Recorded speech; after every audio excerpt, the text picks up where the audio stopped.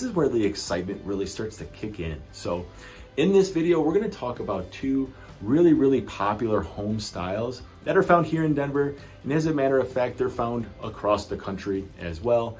If you've been following this video series, last week we did another video on 3 other home styles, which if you stick to the end, we'll have a link to that video as well, which is also right up your alley if you're in the home buying process.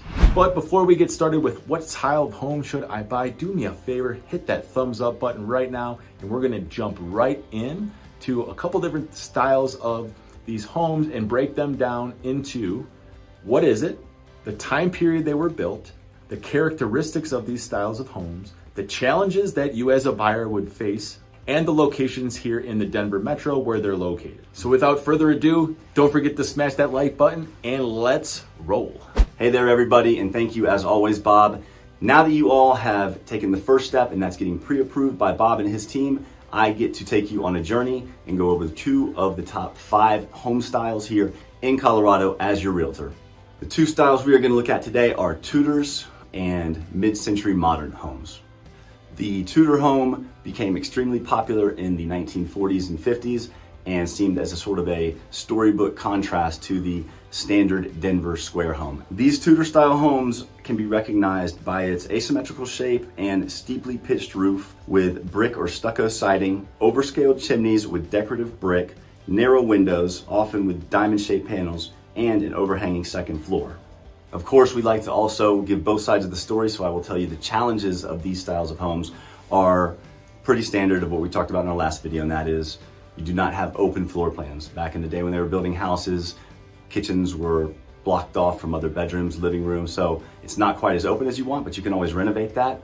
And also, the second floor is not a true second floor. Almost think of it as a basement with the roof height maybe being 6 feet in certain areas high. So if you're taller, you might have to duck a little bit. You don't want to hit your head because that is a challenge for most people. So these homes are typically going to be found in neighborhoods such as Bonnie Brae, Belcaro, Montclair, Park Hill, and Wash Park. Another thing that we've noticed with a number of our first-time clients is that Tudors seem to be very popular amongst them. Very affordable. They're in neighborhoods that seem to be a good demographic for first-time home buyers. So if that's you, you definitely want to consider a Tudor. My most recent home buying transaction actually just took place with our next home, the mid-century modern. This wasn't because the person wanted to buy the home, but if you've traveled around Denver and you see all of the construction going on, you're seeing a lot of homes being scraped, and either duplexes are going up or larger homes, or maybe they're just renovating the home. That's because these homes were built back in the 40s and 50s and all the way up to the 80s, and their style wasn't built with the same industrial quality that some of the craftsman bungalows and earlier homes like the Victorians were built with that we spoke about previously. These mid-century modern homes are known for their sleek contemporary design, which was a stark contrast to many of the other vintage style homes built in Denver. Most mid-century modern homes feature flat planes as well as flat roofs, straight lines, large windows, and expansive glass panes, open concepts and integration with nature. The biggest challenge with these homes is sort of like I mentioned, it's the fact that there's deferred maintenance. If you don't keep them up, they tend to go bad pretty quickly because they weren't built with the same quality as some of the other styles of homes. One of the biggest problems they experience is wear and tear with wood and some of the materials they were built with, as well as their flat roofs, which tend to leak more easily than some of the A-pointed roofs.